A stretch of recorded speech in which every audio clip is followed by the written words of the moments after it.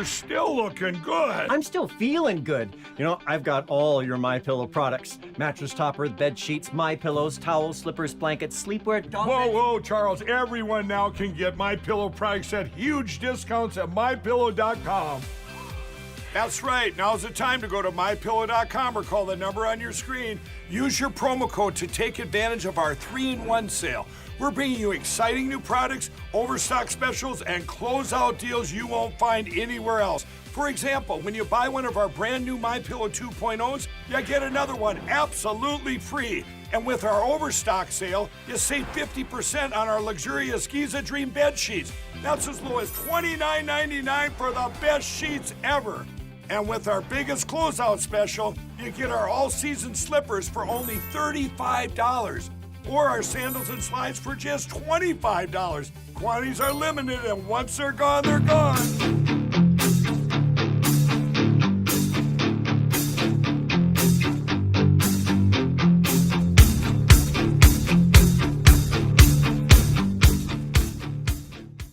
Welcome back to the Rhino Show. I'm Austin, and today I'm joined by Danny. How's it going, everyone? So we got a jam-packed episode for you this week. We got homeless people, trying to attack people, and then them learning the hard way not to mess around. We got Trump being Trump. We got an interview to play for you later in the episode, so let's just get right into it. Jordan Neely. This guy has been arrested over 40 times. He's a career criminal. And guess what he tried to do? He was trying to be aggressive. He was provoking people. He was threatening to assault somebody, some female. And somebody stepped in. And that's where the issue happened, according to the DA, Alvin Bragg. New York City. We can't have Good Samaritans actually help people anymore. Because if they do, they have a chance to be locked up for 15 years in prison now.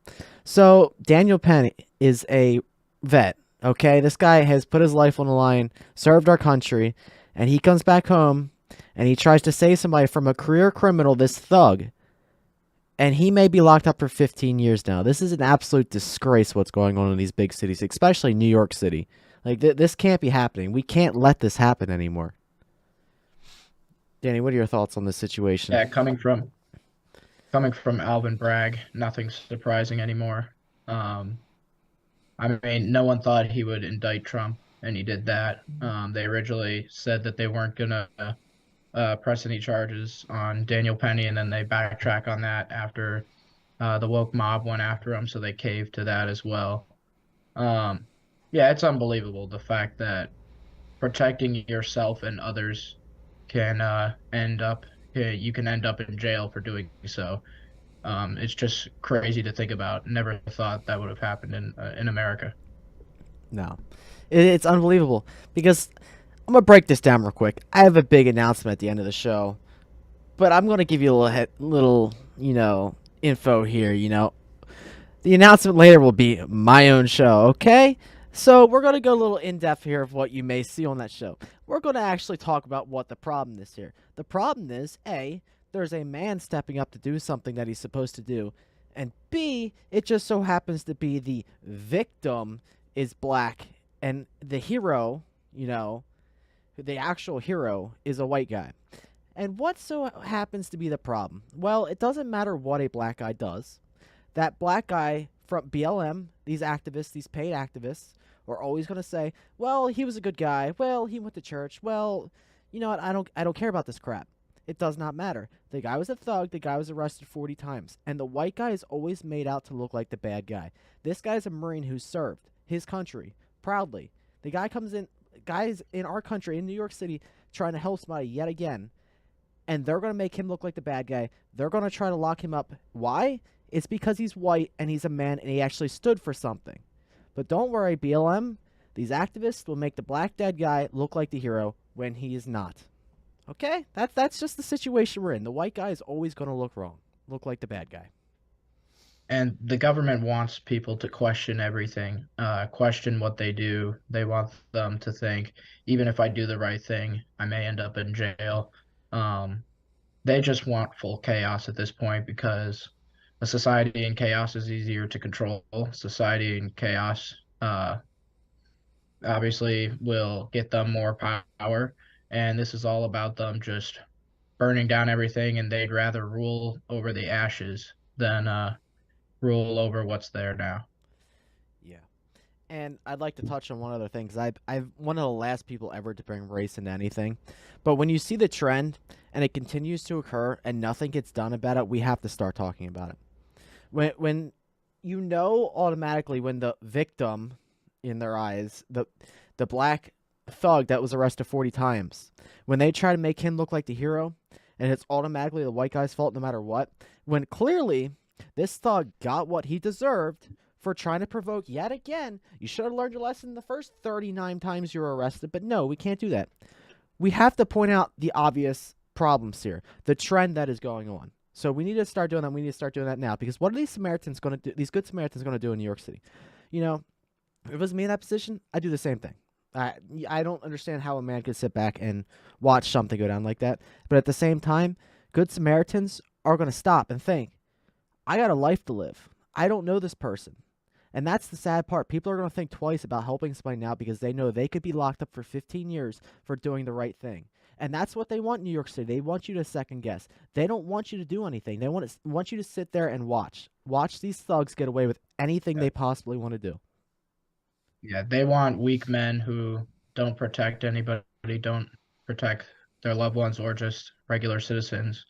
Yeah, it's all about just having weak people, because weak people are easier to control. Yeah, everything comes back to the government wanting to control you. Yeah. And I was listening to Dan Bongino earlier this week, and he was like, I grew up in New York City. I worked in New York City. He was NYPD, okay, Secret Service agent. He's spent a lot of his life in New York City. He's like, I don't know why anybody want to be there, or even New York in general, but especially New York City. It's like, this can be you next. You could be going to work one morning, and all of a sudden you step in and do the right thing, and then your life is over. You're locked up for a long time. This could be any one of us, and they're not going to stop until they get some of us. They went after Trump. You see what they did with Alvin Bragg. Now he's coming after Marines. Why? Because he's an actual man that did the right thing. This could be any ordinary citizen that just so happens to be Republican. God forbid you share some post on social media. If you are connected to any kind of Republican account, if they could see that you're a Republican, if you do the right thing, you will be targeted. And there is a higher chance that this will happen to you now based off of where you're located. He was saying get out of New York City, and I couldn't agree more, because there is no reason for you to stay in New York City. It's a disgrace what's happening there. Oh, man. Yep, get out of big cities. Yeah, and it doesn't even stop there, because the New York news is just coming in this week. So, veterans have been kicked out of their hotel. So, apparently this is a veteran program, so vets could have 4 weeks in hotels, rehabilitation program, just get them on their feet. Well, they were about 2 weeks in, and the veterans got kicked out of their current hotels because we had to let illegal immigrants that were shipped from New York City further upstate to New York.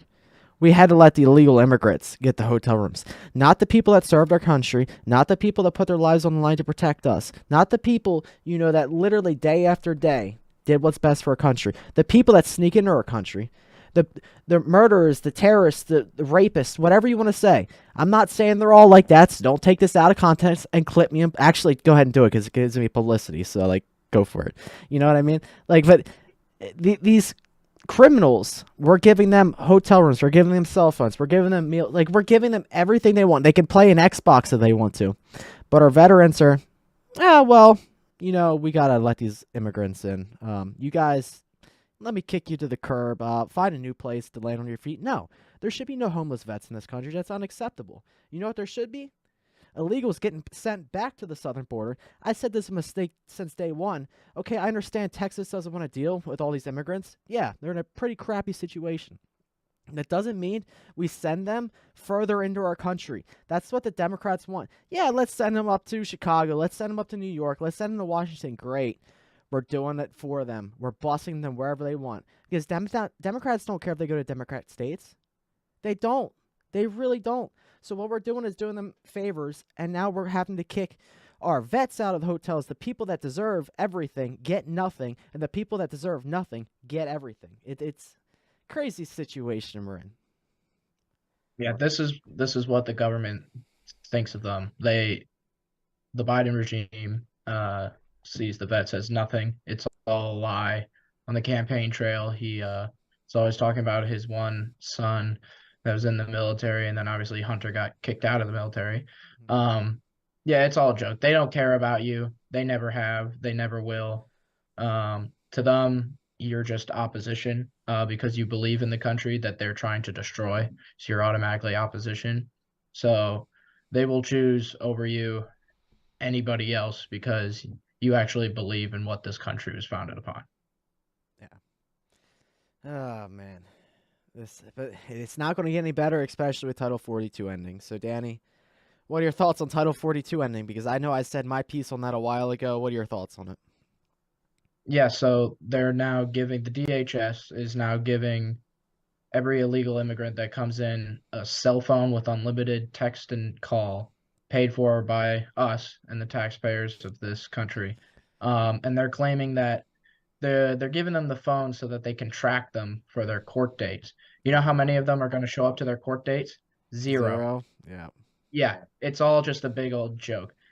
So yeah, everyone out there that's struggling with inflation, struggling with the cost of everything going up, the Democrats are using your money to send to Ukraine, and then what's not being sent to Ukraine to funnel to back to them is being sent to illegal immigrants coming into this country breaking the law. Okay, everything. Anybody out there that's listening, that's a Democrat, they don't care about you. They never will. They never have.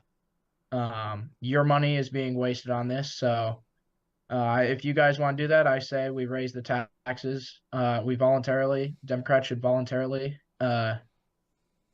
pay more in taxes because they voted for this. They want this.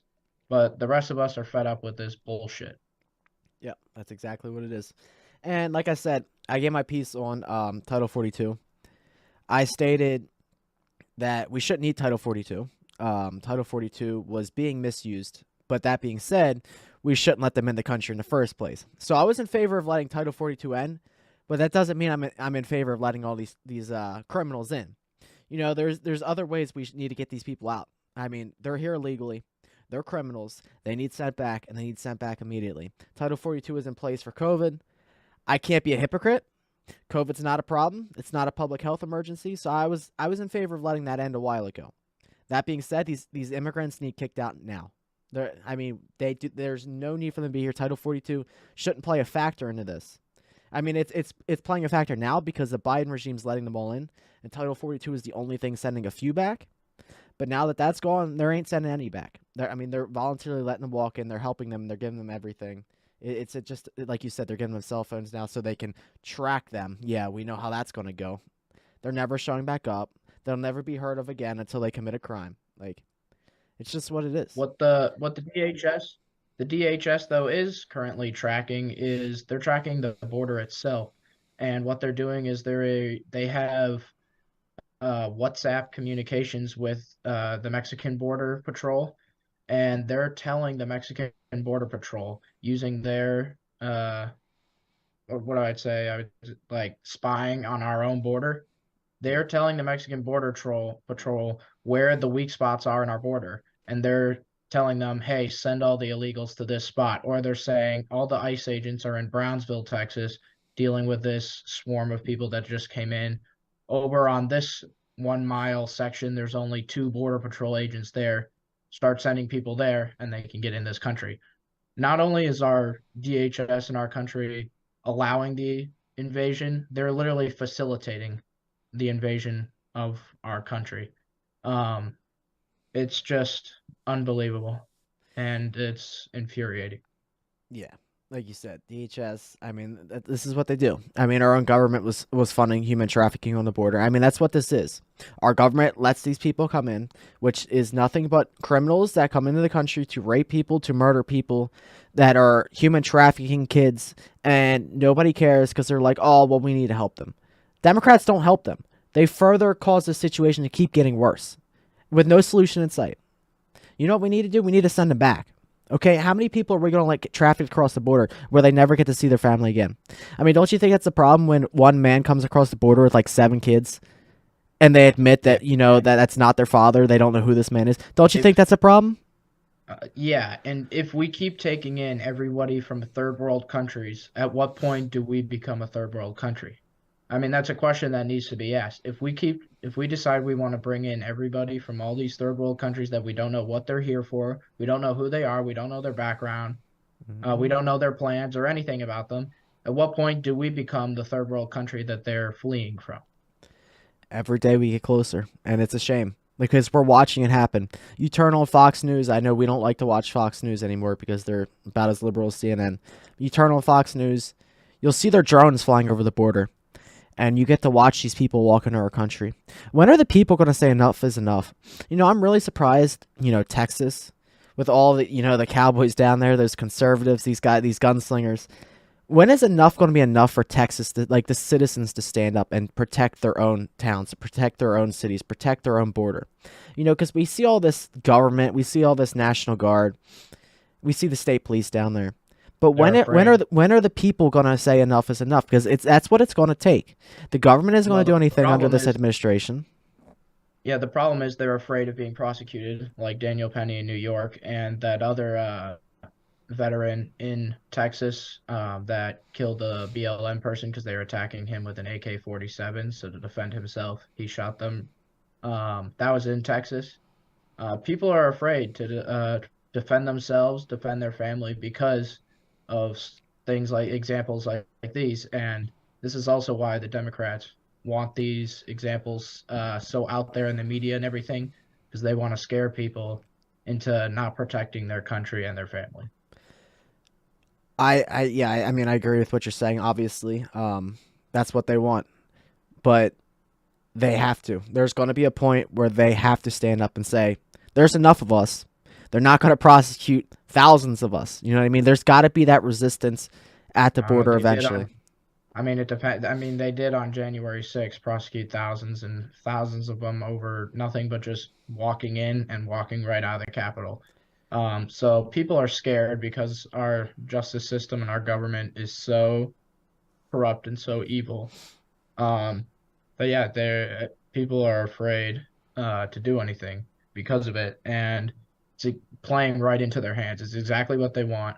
The last couple of years, they have all these examples of stuff, and they blow it up in the media because they want people to be afraid. Yeah, I mean, I agree. They did prosecute a lot of people for January 6th when it was nothing.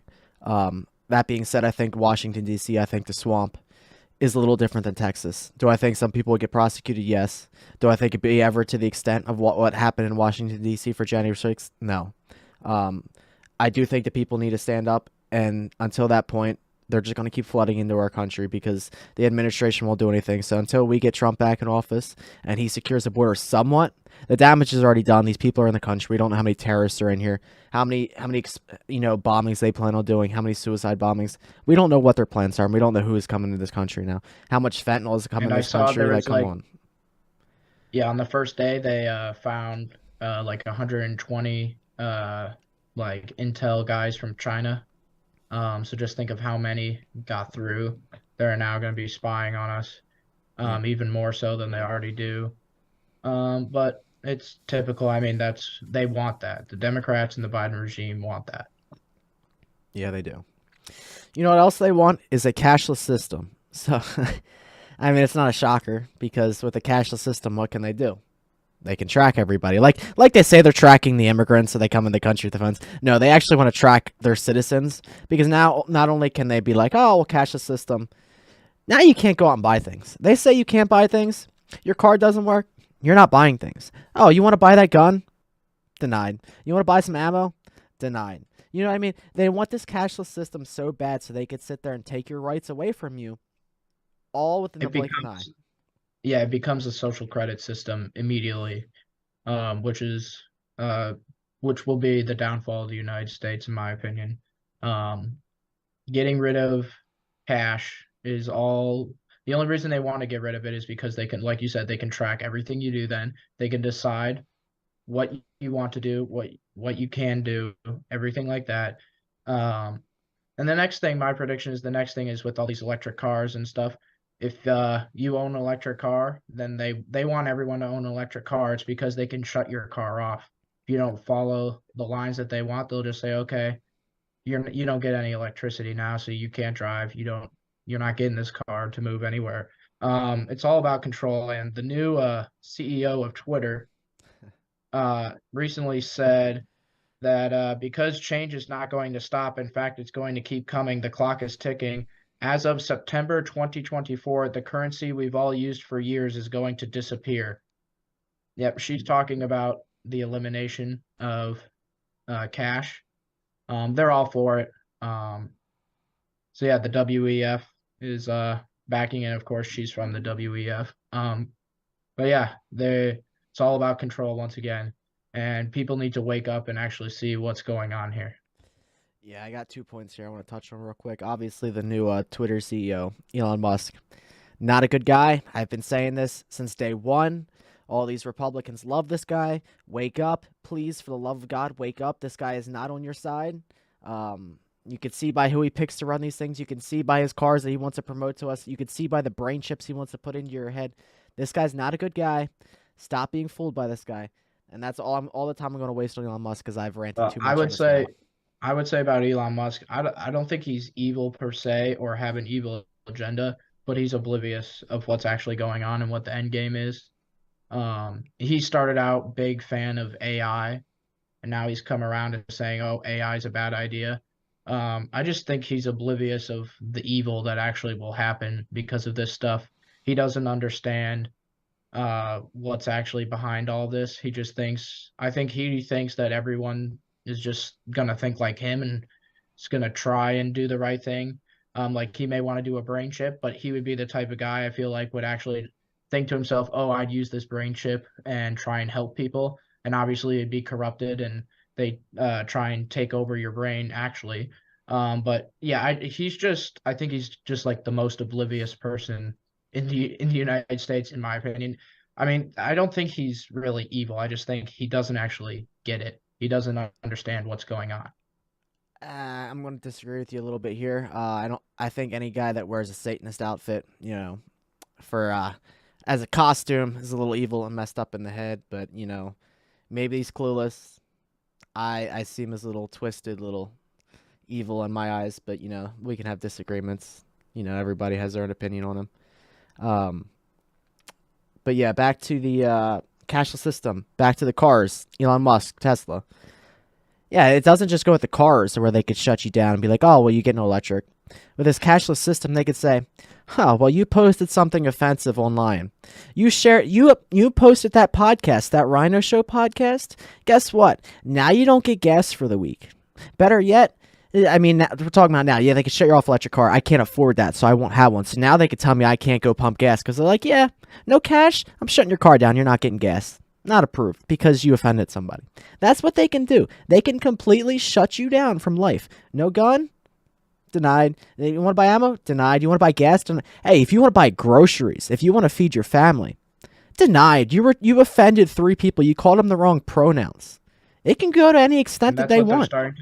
That's what they're doing in China. It's what they have been doing, and that's with all this implementation of like this face scanning of everything.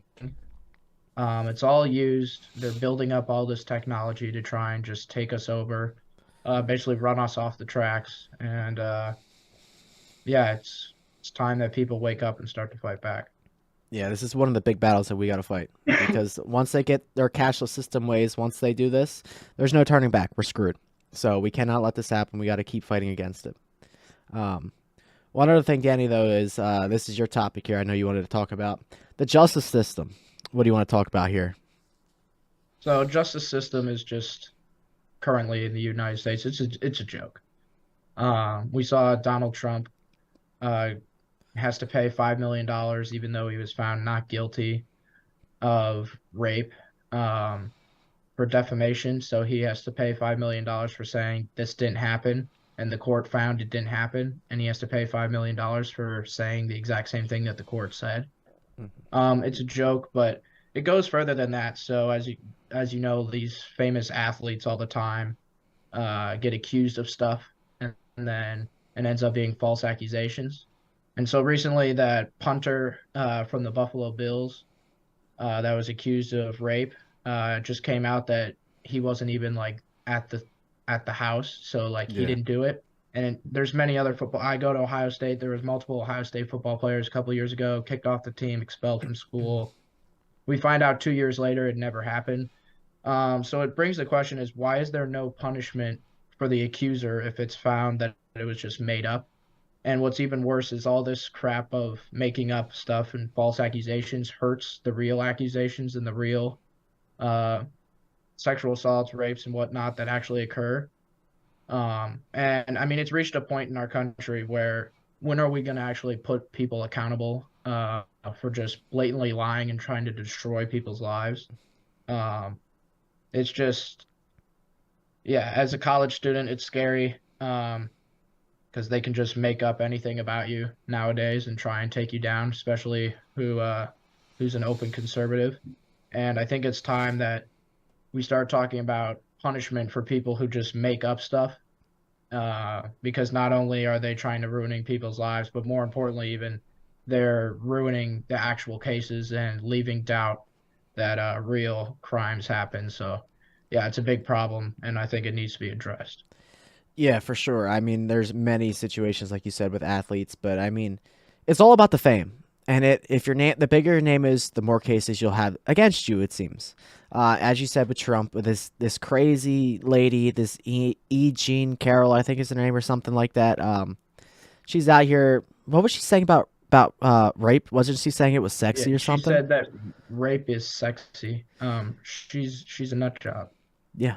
And she went on CNN and quite literally said this, and I forget who the anchor was, but then they're like, we got to go to break. Like, CNN was like, what is this lady? Like, who says something like that? Like, you're so lost in the head. But that's what these people don't care. These people don't care about how they look. They want to be famous. And they're going to claim whatever they need to off somebody that has that public figure so they can get their name out there. And that's exactly what this lady's doing. You know, it doesn't matter I hope how Trump accurate sues it the is or hell out not. of her. Yeah, I hope Trump sues the hell out of her and is somehow able to win. They'll try and break the jury because it's in New York City, but it's just unbelievable that people can do this. I mean, Trump obviously is a big figure. He has the lawyers to fight it, but yeah, what's going on?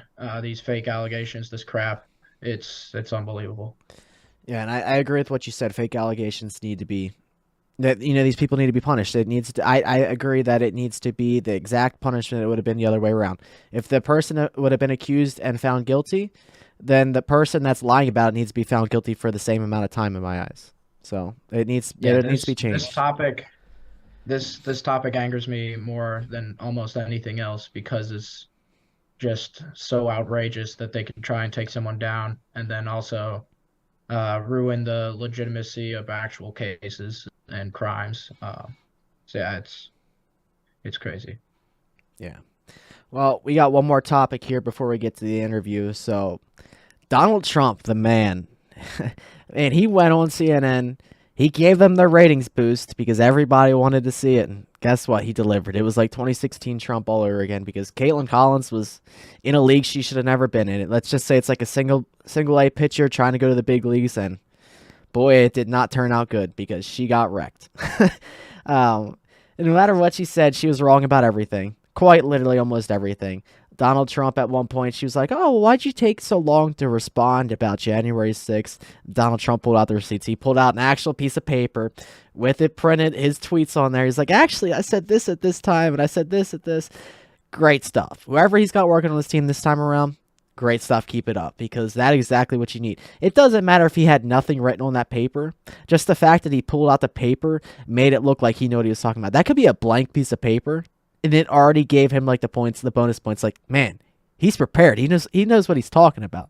You know what I mean? Yeah. It's all about the What was look. even better is he took the piece of paper and he showed it to the crowd and they all started laughing. He wrecked her, but yeah, it was hilarious. The fact that I had to stop watching in certain parts because I was getting so angry. I had to pause it, walk away for 5 minutes, and come back because when she was talking about the election, she was going, "Sir, we can't. There's no evidence of that." And he was literally like, "We have them on federal cameras, like stuffing ballot boxes."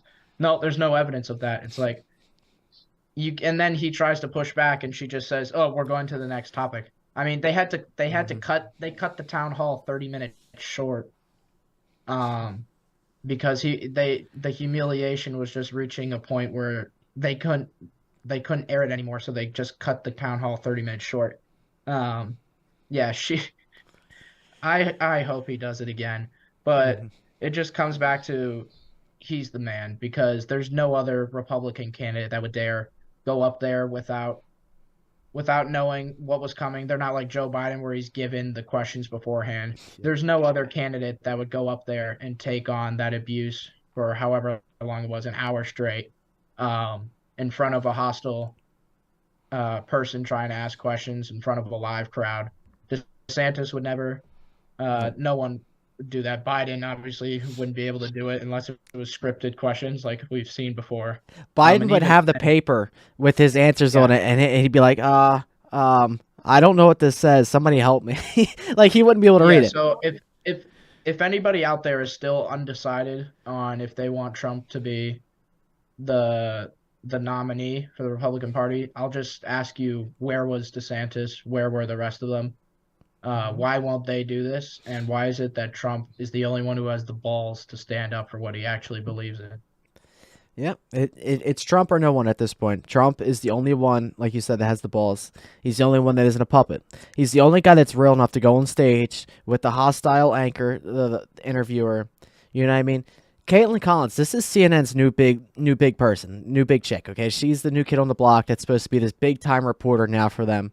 And she got wrecked. Her career is, like, politically over. I mean, she quite literally looked clueless, didn't know what she was talking about, and Trump called her out.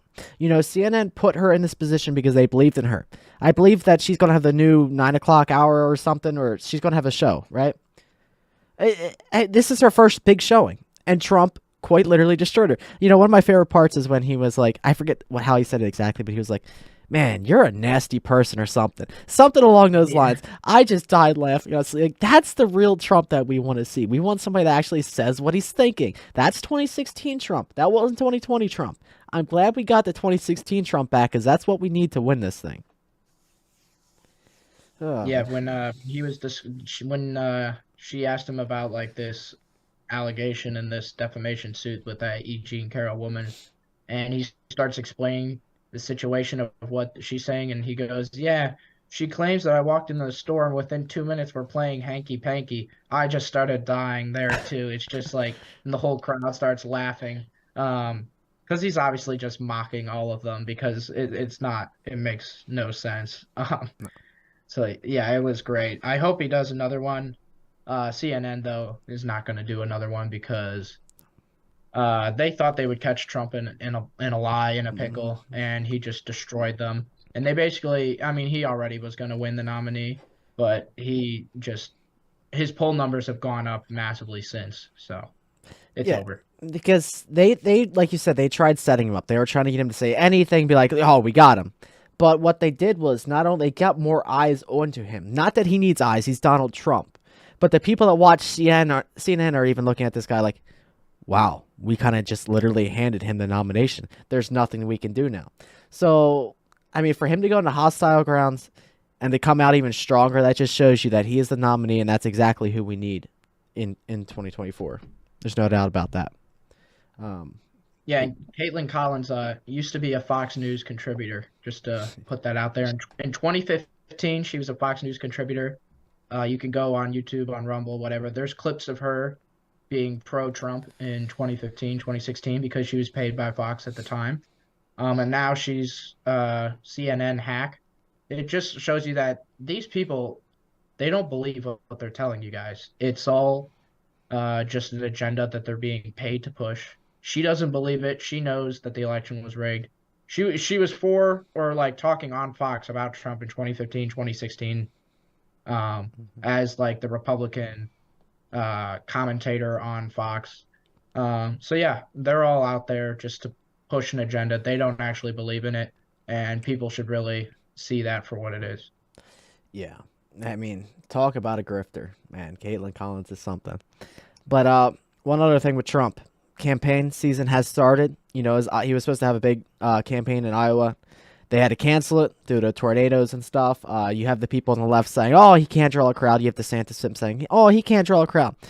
And, you know, if Trump had this rally, though, and the tornado touchdown, And then they would have been like, oh well, Trump has such a big ego that he's putting his fans out here in harm's way just so people can cheer for him. You know what I mean? This is a lose-lose situation for Trump because there's going to be people coming at him either way, and I mean he's used to it. But at the same time, it's like it was canceled due to tornadoes. Like, can we at least mature enough to be like, okay, maybe we can let this one go and not have to cry Yeah. about something like tornadoes? Well, and DeSantis held an event in Iowa, and it actually got 20 people. The picture is unreal if It's you a pizza have shop, not right, seen or it. something? Yeah, he literally got 20 people, and they're all like these old people with these walking sticks and everything. I don't know if they'll even be around in the 24 election, but that's about all he can draw.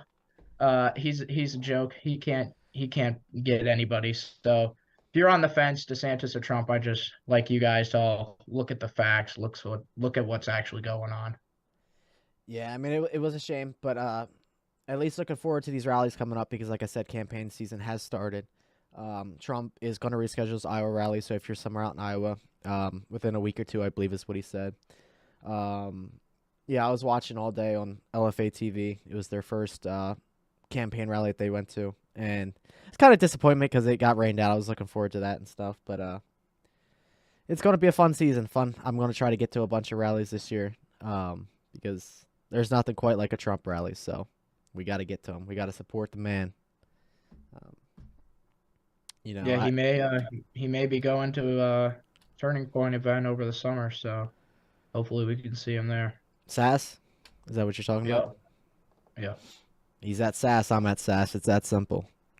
He was there last year. Him and DeSantis. Let me tell you, being there too, the crowd for DeSantis versus Trump, there was no doubt that everyone knows that Trump's the man. Yeah. Well, Trump appeared at CPAC and DeSantis didn't this year, so there's a good chance DeSantis wouldn't even show up at Sass in his own state. So, it is what it is. Nobody really wants to see DeSantis. Like, do your job as governor, please, just for once. Oh, yeah, have we talked about him? Literally, he signed a bill so that people can't see where he's traveling and who he's meeting with. Now, if that doesn't raise red flags for every single Republican voter, I don't know what will. He literally doesn't want you to see who he's meeting with. He doesn't want you to see where he's traveling. You know why? It's because the people he's meeting with are Pfizer executives, Moderna executives, these railroad companies, all this crap, because they're the ones funneling money into his campaign that hasn't officially been announced, but which will be announced.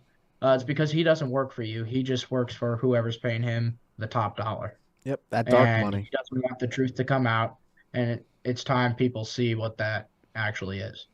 Yep. Wherever that dark money leads him is where he'll follow. Whoever's paying him for his campaign. I mean, in Iowa, he was going there to meet his 20 people, and he had 3 billboards up. Like, dude hasn't announced his presidency. Why you got billboards up? Stop with your little shadow campaign. Announce you're running and get on and take the beating, and then go back to hiding for the next couple years. That's fine with me. Just get it over with, get it done. But that's enough of that loser. We don't need to talk about DeSantis anymore. So now it's time for the interview. So let me give you a quick little intro. Roosevelt's a singer-songwriter. She works with Operation Underground Railroad, Child Hope, and other organizations that help children. On the Rhino show, a lot of what we talk about has to deal with children, and we try to protect them and fight for them any way we can. I mean, like we said, human trafficking, like the Snapchat AI, how it affects children. A couple of weeks ago, we just talked about that, like wide variety of ranges, things that we talk about, which is to protect the children. So it's an exciting interview, and I'm going to start to play it now, and I hope you learned something from it because it was a good one. So let's get right into it. And we're back with our special guest, singer and songwriter Roosevelt. Roosevelt, welcome to the show. Oh, thank you so much for having me. I'm really excited. Yes, thank you for coming on. So first of all, tell everyone a little bit about yourself. Yeah, so my name is Roosevelt. I just turned 16. I'm a singer-songwriter, and I go into schools and teach kids how to speak up and be safe from abuse and bullying and talk about online safety. So I really just have music and put a message to it, and that's really my goal, is just to spread awareness, to let children know that there is help if they're ever experiencing any of those issues, that they can get help. So that's pretty much my goal. Yes, that's great to hear. So, when did you start singing? Tell us a little bit of a backstory about you. So I'm 16 now, and I started singing when I was about 9 years old.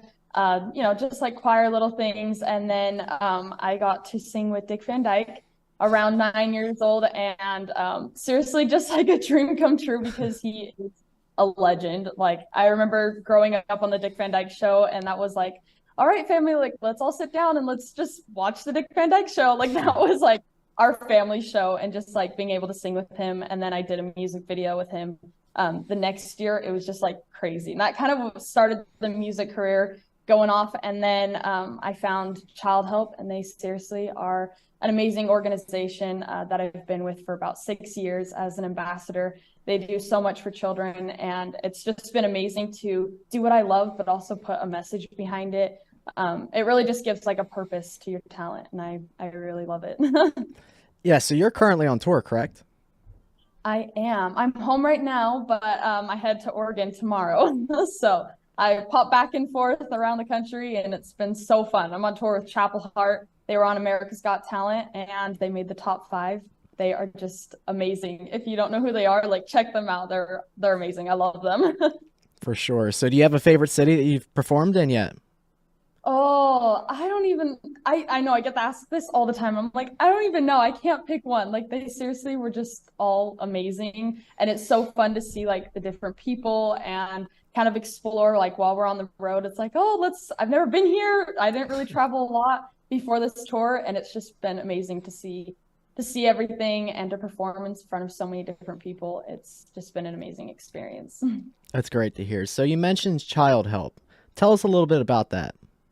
Yeah, so Child Help's been around for 64 years, and I've been an ambassador for them for about 6, and they are doing amazing things with children. They're really focused on abuse and neglect to help these children. They have a 1-800 for a child hotline number that I go into schools and give these kids that. It's open 24/7 for anyone to call if they're ever experiencing abuse or neglect, or they just want someone to talk to. They just have been amazing with taking care of our children. They've helped over, I think it's 12 million children. And I think of that and I'm like, oh my gosh, that is so many. Like they're just doing amazing things every single day. It's awesome. Yeah, and Child Help recently had an event in Washington, D.C. that you went to. You want to speak on that a little bit? Yeah, so they have Washington, D.C. every single year. They have their gala here in Arizona and then also there. And they're doing amazing things, especially with like, passing laws to keep our children safe. They have the Day of Hope, and April's Child Abuse Prevention Awareness Month. And they just do so many things, especially not just like here in Arizona where I live, but all around the country. It's amazing what they're doing. That's great to hear. And one other organization that you're an ambassador for is Operation Underground Railroad. So you want to tell us a little bit about them real quick? Yeah, I was gonna say you're wearing one of their shirts, I think, but they are seriously amazing. I've been an ambassador for them for a couple years, and just getting to like know them and their organization, they are really just like they're kicking down the doors. They are amazing with helping children and women, and just keeping our children safe. I love what they do also. Yeah, I know on our show, Tal, my one co-host, she really started with this organization, started bringing awareness for me specifically. And once I started following Operation Underground Railroad, I started paying attention more, because one thing I feel like with human trafficking and the work they do is most people don't care until it affects them in a way. And I can say, at me personally, I was 21 when I started actually paying attention, like, man, this is a bigger problem than what people say. So I can only imagine, like, you're 16 and you're bringing awareness to this. So it's great to see that people younger than me are actually starting to talk about this. Thank you. No, I really I believe that, because it's true. I mean, I didn't really know a lot about it until I started working with them, and like I was like, oh, what is OUR? Like I've heard people talk about it, but I was like, what do they actually do? And that's something amazing that like I've had the opportunity to like really get to know these organizations and the things that they do and the things that they don't really like talk about all the time. I'm like, oh my gosh, like this is amazing. Why does everyone not know like what you're doing? So I totally agree. Like it's been an eye opener in so many ways, but it's also just like I don't know, I think about it and I'm like, oh my gosh, I see this happen all the time. Like we'll go to the grocery store and you'll see something and I'm like, oh my gosh, that should not be happening. Like, why is that adult talking to their child like that? And you're just like, if I was just like, oh, who cares? I'm just passing along. I'm in the grocery store minding my own business. It's like, oh, like whatever, that's their thing. But it's just an eye opener. I'm like, what? You mean they do that in public? What are they doing behind closed doors? And so that's also something that's just like opened my eyes to be more aware of my surroundings. And going into schools, I mean, like it's sad, but you really can see that these children are hurting. And we've gotten like information back from Child Help of like, hey, these kids are calling in and they're saying that they saw the assembly that you presented to them a couple months ago, and they just felt the urge to like talk to somebody, and they called Child Help, and it just warms my heart. I'm like, oh my gosh, like these kids are actually calling Child Help. They're getting the help that they need. Like that just warms my heart. Like I can't believe that, even just helping one child that's all that matters, right? Absolutely. Got to keep spreading that message, spreading awareness, because that's all it's about. Yes. I know, like I said, this is something we're trying to pick up on, and it's something we're trying to keep spreading the message. I know events that we sponsored, some events. We're trying to do some like 5Ks for the church and stuff, like human trafficking, anything we can to do to start spreading the message more. So I'm encouraging everybody to keep speaking out and keep the good fight going. Yes, that's for sure. I appreciate it. No, thank you for everything you're doing, and also to spread awareness and for letting me come on here and talk about my message. It's just amazing for all the support, and like everyone needs to know about it. And OUR is doing amazing things, and Child Help is doing amazing things. I'm just like, I'm just a little seed. Like that's all. I'm just trying to help in the little way I can, but it all counts in the end. Yes, it does. So you've been with these organizations for a little while now. What are some things that you think that you've learned that most people may not know? Yeah, I know we were kind of also talking about that earlier of like, it's a real eye opener, like when you really get to know the organization. And like when I was with Child Help at the beginning, I was like, okay, I want to know some statistics and what do you guys do and why is this so important? And they're like, okay, here's some statistics of like why we do what we do. And the first one was 5 children die every day because of child abuse and neglect. And I was like, oh my gosh, like that is so heavy. And like as an 11-year-old, I was like, that is crazy. Why is no one talking about that? And I was like, okay, now I want to do something about it. I'm like, that is just too many. And I was like, okay, so I want to start a social media campaign. And it was, it's called #5TooMany, the number 5 TOO many. And I just was like, okay, let's start a campaign where you donate $5 to Child Help, and then spread that love to the 5 kids by putting a heart in your hand in a stop position. Take a picture of it, post it on social media just to spread awareness for those 5 kids and let other people know that there is help and that we love them. And so that was kind of just like a big eye opener of like learning the statistics that even like every 10 seconds child abuse is reported. And OUR has all these statistics that go going on, and you can really dig deep into it and just see like how big of a problem this really is. And I mean, for me, I was like, okay, I have to do something about it. And so that was also just like, okay, I know all these statistics now. What can I do? Like, I feel like hopeless right now. I'm like, what can I do I was 9 or 10. I was like, I need to do something about it. But it's just been amazing experience. I love Child Help. I love Operation Underground Railroad. And I'm excited to get to know more organizations and work with them also. So is 5 Too Many, is that still an active challenge that you're doing? Yes. In April, we really encourage it because it is a Child Abuse Awareness Month. And so that is like something, but if you search up #5TooMany, like on Instagram, it's just amazing to see like all the people that have done it. But yes, it's an ongoing challenge just to spread the love all the time. Well, everyone go check that out. So you have your own foundation, Music and the Message. You want to talk a little bit about that? Yeah, so I kind of mentioned it a little bit. So Music and the Message, it kind of explains itself, but I have music, I sing, I write songs, and through that music, I kind of put a message with it. And so I have an annual concert that I do yearly, and I do a fundraiser, bring people in. That's where I had Tim Ballard actually. I was like, hey, Tim, do you want to come speak at this event, talk a little bit about Operation Underground Railroad? And Child Help has also supported it. And we go around and we just do this big concert.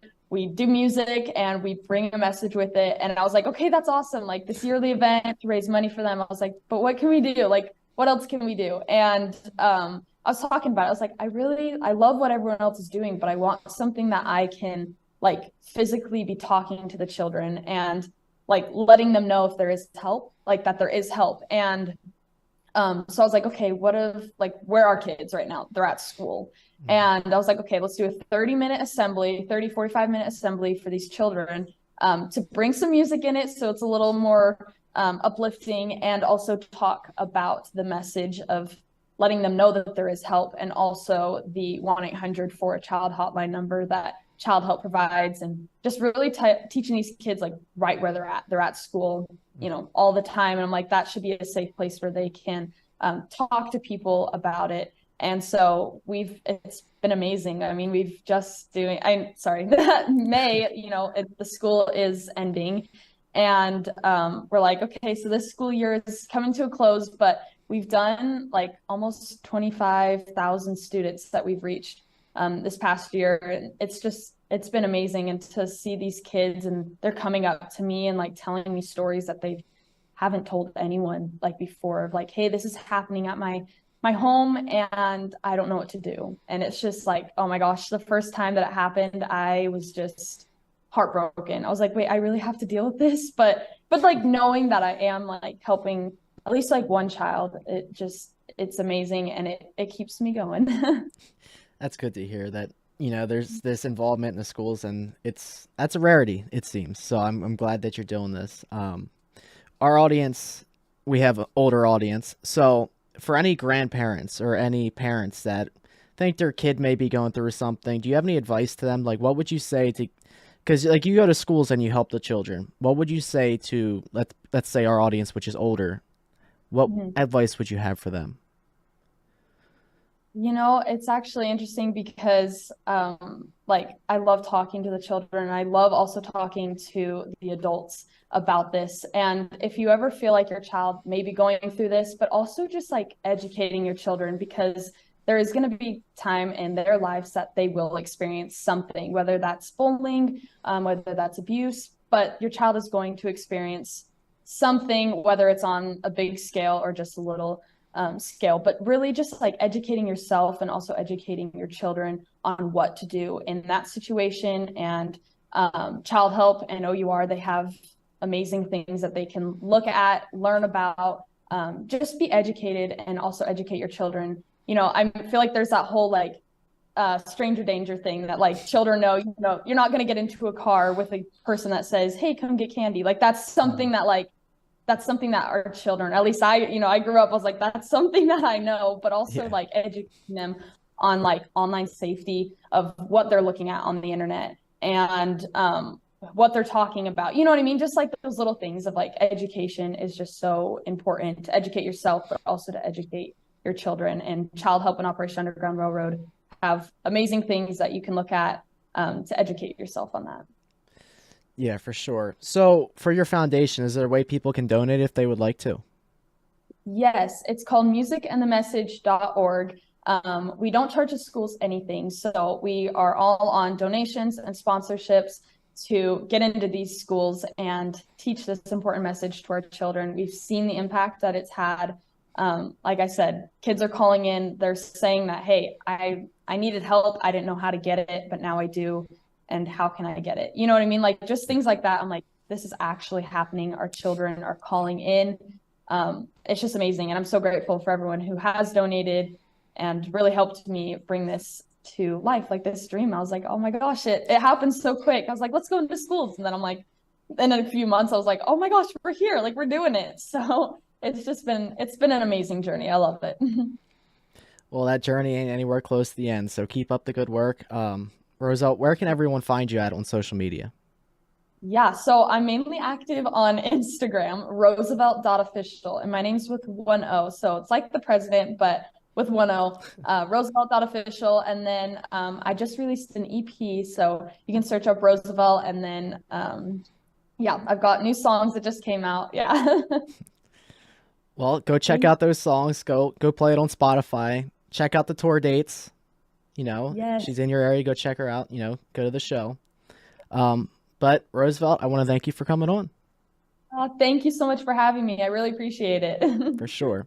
All right, guys, we'll be right back. What an interview that was. Like I said, I hope you guys take something away from that.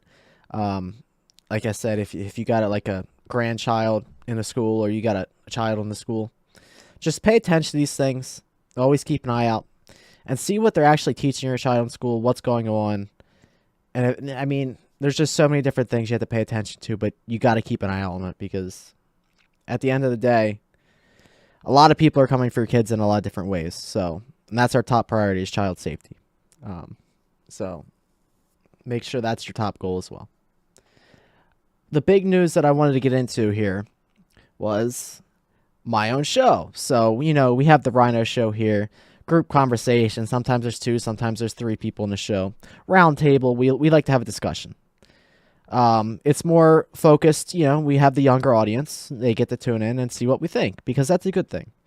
Well, on my show, it's going to be a little darker. It's going to be a little deeper. There's going to be more conversation into conspiracy theories and what actually is going on. Like I said, with the trends, with the black and the white, with Jordan Neely and Daniel Penny. We're going to go into a lot deeper conversations every week, and it's going to be a live show. So on the Loud Majority Rumble page, y'all can find me there. It'll be one night a week. I'll be live probably a Tuesday or Wednesday night, 8 or 9 o'clock, somewhere in that range. I'm not sure yet. But you can find me. You can join me on these conversations. They're going to be fun. They're going to be out there. We're going to warm up with topics that most people don't want to talk about. Just wait till we get to the good stuff. Trust me, it's going to be entertaining. And I want to hear your comments. You can be like, oh man, this guy's crazy. Or, hey, maybe this guy has a point that I haven't heard before, because a lot of people are scared to talk about stuff. I'm not. I'll say exactly what needs to be said, because why? Somebody's got to do it. And I'm that somebody. And I'm going to have fun doing it. So make sure you join in once I start this new show up. I don't think it'll be long at all. I think it'll be within the next couple of weeks. We'll be starting this up. I'll be starting this up. I keep saying we because I've been doing this Rhino show thing for a while. I'll be starting this thing up. And I hope y'all enjoy it. Danny, I know you're going to be a big fan. Check it out. Everyone go check it out. You're going to be in that live chat. You're going to be like, man, this guy's crazy. What is he saying? Yeah, I'm going to be dogging you in the chat. I'm going to be telling everyone that you're a psycho. Yeah, don't worry. I'll be getting all the name calls. I'm fine with it. I don't care. Things need to be said. We got to have these conversations, and too many people are afraid to have them. So I'll be that guy. It's going to be fun for me, But Rhino show ain't going anywhere, so no need to fear.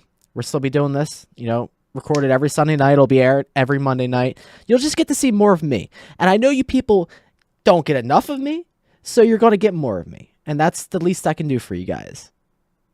People hate me. Oh, man. But, yeah, that's going to wrap us up for this week. I think it was a really good episode. Hope you guys enjoyed the interview. Looking forward to my new show. But until next week, we'll see you guys later.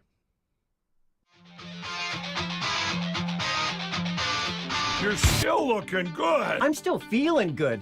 I've got all your MyPillow products. Mattress topper, bed sheets, My Pillows, towels, slippers, blankets, sleepwear, dog beds. Whoa, Charles. Everyone now can get MyPillow products at huge discounts at MyPillow.com.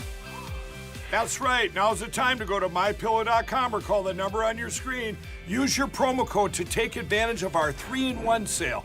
We're bringing you exciting new products, overstock specials, and closeout deals you won't find anywhere else. For example, when you buy one of our brand new MyPillow 2.0s, you get another one absolutely free. And with our overstock sale, you save 50% on our luxurious Giza Dream bed sheets. That's as low as $29.99 for the best sheets ever. And with our biggest closeout special, you get our all-season slippers for only $35. Or our sandals and slides for just $25. Quantities are limited, and once they're gone, they're gone.